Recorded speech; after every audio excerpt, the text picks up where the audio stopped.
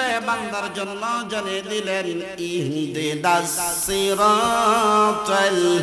মুস্তাকিম।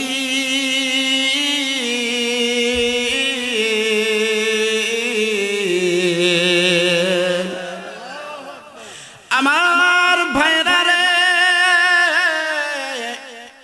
একটু গভীর মনোযোগ দিয়ে শুনে নেন। আল্লাহ রাব্বুল আলামিন ডাকটা বললেন, বান্দারা রে আমার, ও বান্দারে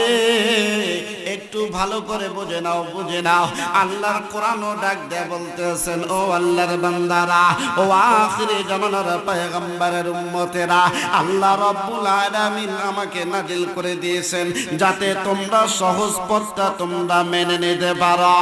আল্লাহ ডাকটা বললেন, বান্দারা শুনে নাও,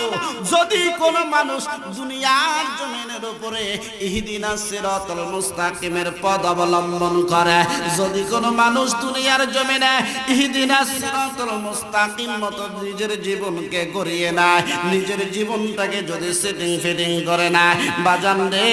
আল্লাহ কোরআন ডাক দেয়া বলতেছেন, পৃথিবীর জমিনের মানুষেরা,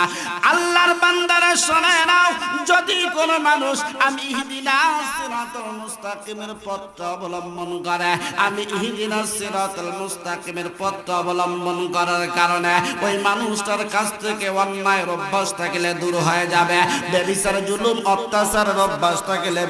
সেটাও দূর হয়ে যাবে, অন্যের জমির আল ঠেলাঠেলির অভ্যাস থাকলে সেটাও দূর হয়ে যাবে। শুধু তাই না রে বাজান, আল্লাহর কোরআন ডাক দিয়ে বললেন, ও আল্লাহর বান্দারা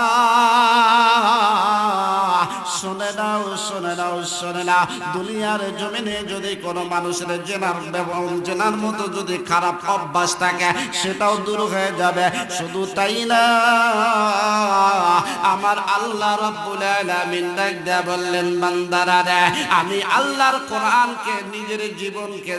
জীবনের জন্য সিটিং ফিটিং করে না